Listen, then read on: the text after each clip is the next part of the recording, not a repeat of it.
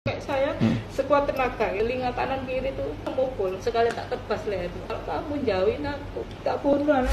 Assalamualaikum warahmatullahi wabarakatuh. Hari ini kita kedatangan korban penganiayaan dan korban ini didampingi sama tim kuasa hukumnya yang mana nanti juga akan bisa mendampingi korban menjadi korban penganiayaan itu tadi. Monggo untuk bercerita. Ibu ini telah mengalami penganiayaan yang dilakukan oleh teman dekatnya. Pacare tae apa? Iya, baru kenal memang baru kenal. posisinya.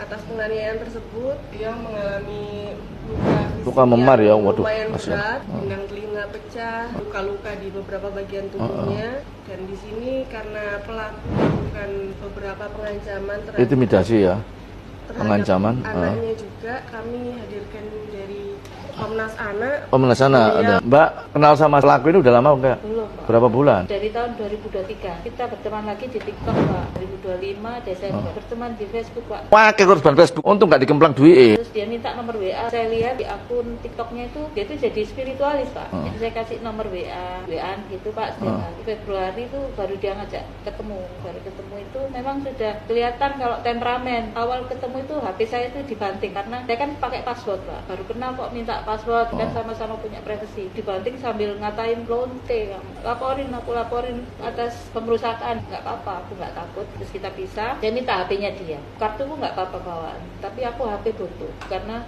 aku ikut grupnya sekolah anak-anakku. Kasihkan, Pak, HP-nya. Situ saya ke Grapari nomor saya yang lama. Itu kan nyambung lagi, Pak. Itu saya di TikTok sama dia di DM lagi. Aku minta maaf, aku mau ganti berapapun kerugianmu. Ya bodohnya saya mau. Gitu. Kamu punya anak berapa? Saya 3, Pak. Yang menganiaya kamu ini sudah beristri juga? Sudah cerai 2 kali. Kok tahu cerai 2 kali apa dia bercerita? Iya, cerita. Terus kejadiannya kamu sampai memar seperti itu ya apa? Tapi visumnya sudah belum keluar. Gimana kejadiannya kok sampai gitu? Hari Jumat itu dia ngajak ketemu. Habis itu kita main di kosnya. Nah, itu saya lihat memang dia itu konsumsi obat yang dari psikiaternya dia. Dia ngomong, "Udah saya pulang dulu ya, kita ke kos." Terus dia tidur. Itu saya main HP tuh, Pak. Karena nggak bisa tidur memang. Jam 2:30 itu dia bangun. "Kamu ngapain selama aku tidur?" "Saya main game." "Ini nomor siapa yang kamu blokir?" Dia, "Aku minta maaf, itu nomornya laki-laki. Memang kenal sebelum kamu. Nggak ada hubungan apa-apa." Terus kayak dia itu ngantuk lagi. Terus tidur lagi sampai 9:30 pagi itu saya bangun. "Kamu nggak kerja?" Terus kayak matanya itu merah. Dia duduk itu sambil lihat, sambil kayak nyimpen amarah. Balik itu saya saya kan ditahan sama ininya, Pak. Itu langsung mukul. Jadi sudah kayak samsak gitu. Telinga kanan kiri itu gitu. Kamu nggak teriak-teriak? Di kos-kosan nggak teriak waktu dipukuli, dianiaya? Saya teriak, Pak.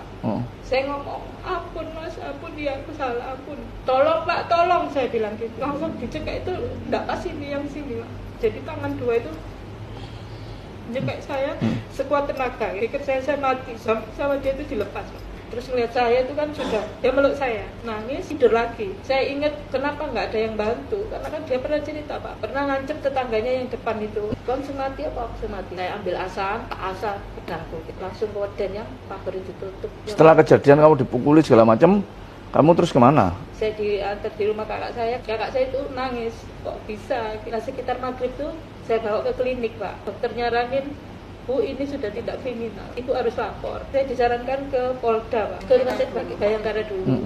Terus ke Polda itu sudah dibikinkan LP. Pelaku ini masih keliaran.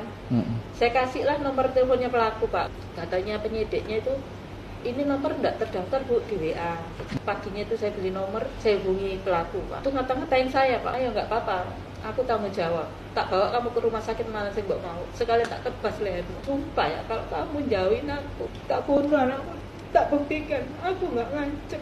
Dia sering cerita, maksudnya, "Aku kenal orang Madas, aku kenal ketuanya yang di Facebook yang sudah di nonaktifkan pakai baju pemuda Pancasila." Begitu ada cerita seperti itu kan kita juga didampingi sama anak-anak PP ya, dan ternyata memang bukan anggota PP. Dari ketuanya Madas pun kalau ada anggota seperti itu ya harus diproses secara hukum, katanya seperti itu. Kemarin kita sudah koordinasi sama itu, dan itu tidak dibenarkan di organisasi manapun. Saya mewakili pemuda Pancasila turut prihatin ya. Kemarin ditelepon sama Pak Ruji, kenal ini anggota kita ini di atas 100.000 ya, Bu. Jadi kan aku harus cek dulu, mungkin si pelaku punya kartu anggota pemuda Pancasila nih. Karena memang kejadian 3 tahun yang lalu persis seperti ini. Oh gitu. Ada perempuan juga. Kalau mbaknya diancam dan sebagainya, kami pun siap untuk mintai bantuan. Oke ya, jadi dari teman-teman PB pun tidak membenarkan kekerasan semena-mena, apalagi dari seorang perempuan. Nanti kita juga memohon kepada Polda Jatim segera kasus ini diproses demi keadilan orang yang mencari perlindungan adanya ancaman-ancaman seperti itu. Pihak-pihak aparat juga harus bisa melindungi daripada warganya yang terancam seperti ini.